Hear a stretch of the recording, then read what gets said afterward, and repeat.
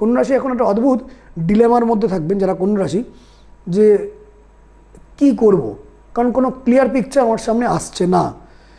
নিজের এনার্জিকে একটু লক করুন বা কন্ট্রোল ওয়েতে একটু ফ্লো করুন। কন্যা রাশি জাতকদের বলছি, একটা ইনার ব্যালেন্স এবং সেন্স অফ ডিপ আন্ডারস্ট্যান্ডিং নিয়ে আপনাকে চলতে হবে।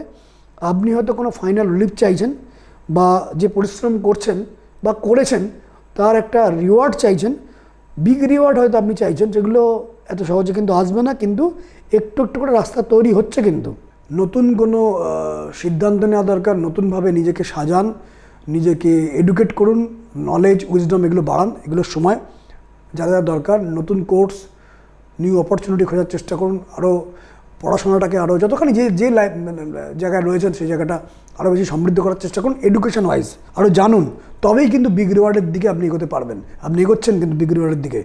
এই সপ্তাহে মন ভালো করা বা আনন্দ পাওয়ার মতন কোনো এনগেজমেন্ট পাবেন, কিন্তু নিজেকে ভাসিয়ে দেবেন না।